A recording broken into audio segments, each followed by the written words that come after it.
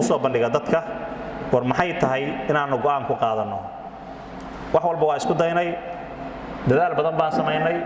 meelo badan baan marnay laakiin waqtigu nooma suurtagelin anaguna halkaasaan maraynaa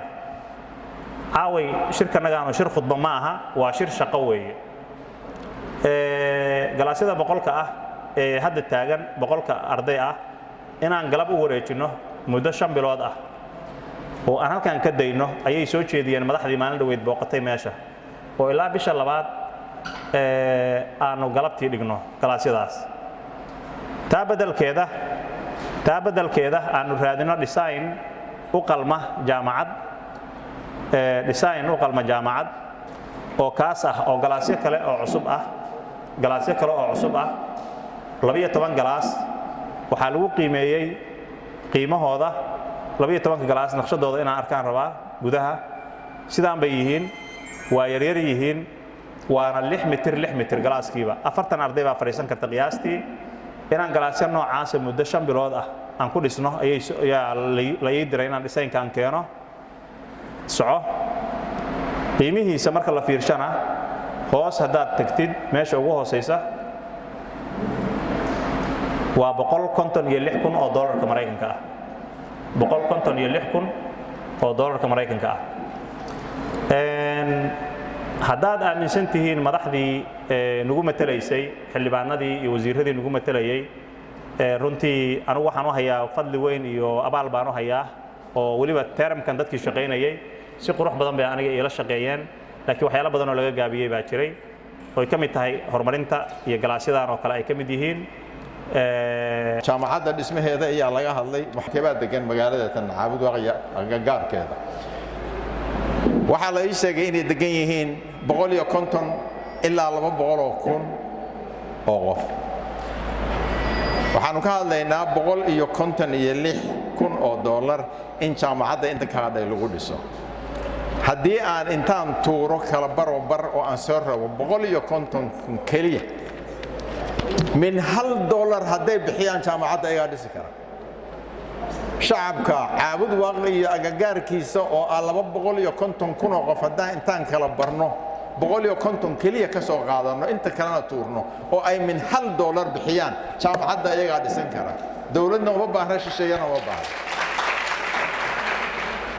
runtii marna waa farxaa marna waa xaqiiqo mar waa farxaayo markaan arko jaamacadda aeroboortka isoo dhisanay waa farxaa xaqiiqdii marna waa naxaayo labadii waxa aan isku dayno haddaan nahay caawada qamad dadka deegaanka ku soo jeeda oo weli qabyo aqoon dhammaystiran aad baan ugu xumaadaa runtii aeroboortkana waa qabyo jaamacaddana waa qabyo dadka anaga nala midka ahaa ama deegaamadii nala midka ahaana howlahooda iyo maxaan ku dhahay dhismayaashooda intaan in ka badan bay samaysteen annaguna jaamacaddaasi aeroboortkaasaan isku daynay ayagiina waa qabyo labadiiba shir baa la qabanaya oo la isku imaanaya waxba kama sii socdo mid kale la isku imaanaya oo lagu kala tegaya aan dhisano deegaamadeena aan dhisano aeroboortkeena aan dhisano jaamacaddeena aan dhisano aan u qalab qaadano waa dhammaystiran karna xaqiiqiya annagaan dawladna fiirin maamul goboleedna aan fiirin annaga isku tashigeena kuisan kara xaqiiqa markii laga hadlo waxa aynu meesha isugu nimid waxay ahayd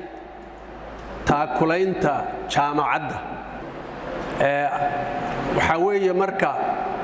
Soomaalidu waxay tiraahdaa meel hool u baahan hadal kuma biskooto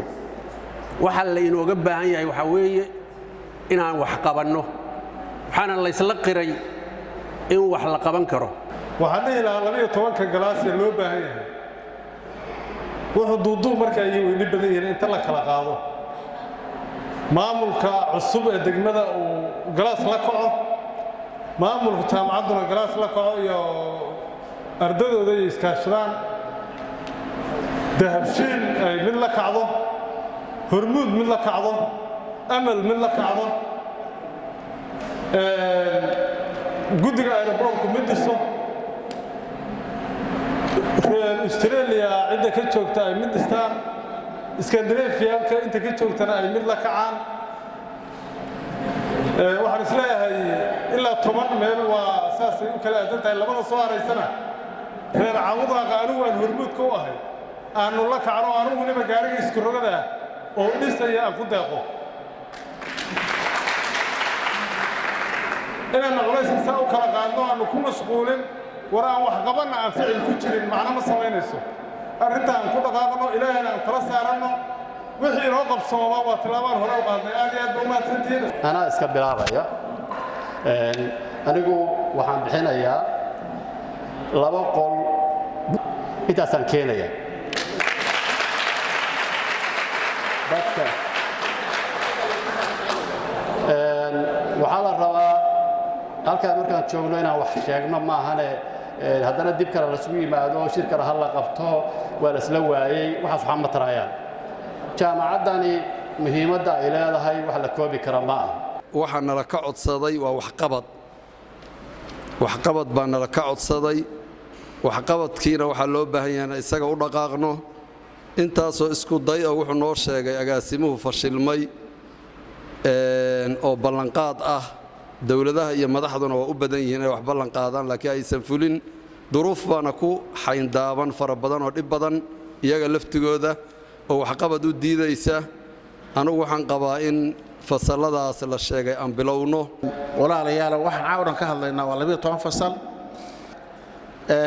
waxaan u soconnaa waxa weeye in aan helo 12 qof ama kooxdii isku jeensanaysa oo noo ballan qaada anigu sidaas baan oran lahaa laakiin haddii ciddii barnaamijka abaabulaysay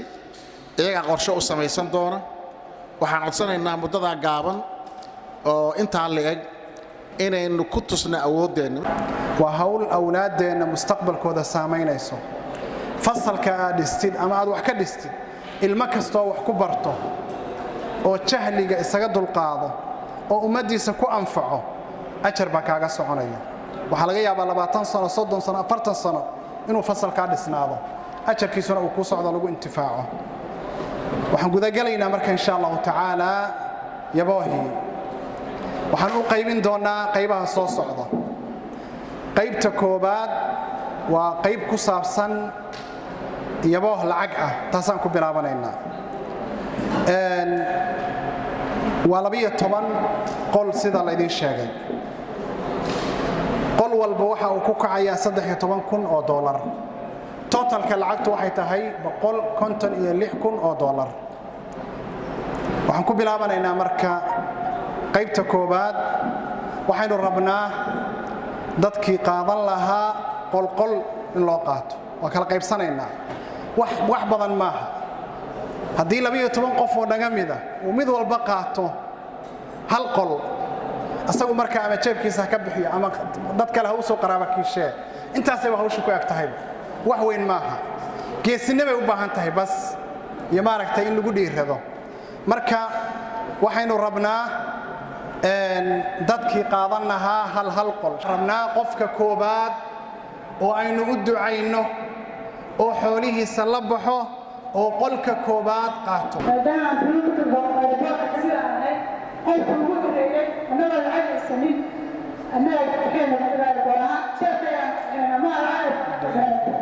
guddiga aeroboorka maamulka cusub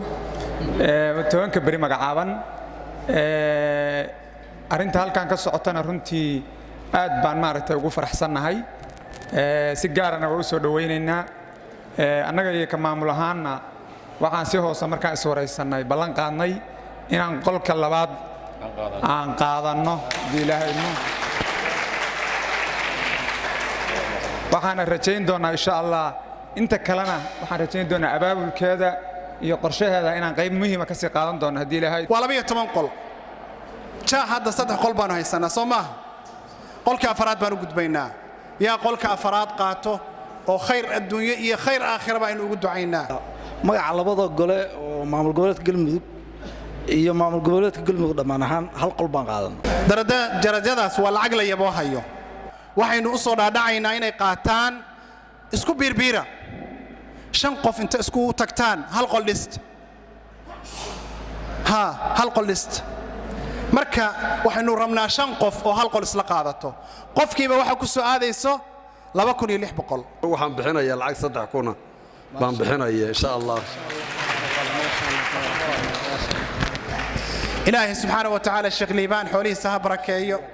إلهي سبحانه وتعالى أولادي سها بركيو ilaahay ganacsigiisa ha u barakeeyo xoolahaasna shanjibaar booskeeda ilaahay subxaana wa tacaala ha siiyo qolkii shanaad qofkii koobaad baa baxay waxaa ka dhiman 4 qof yaa labeeyo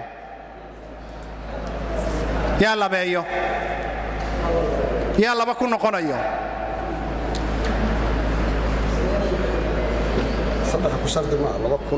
طيب أنا بشارة هي مرك هذا مستان وعن هيا نين حلبان درين أيوه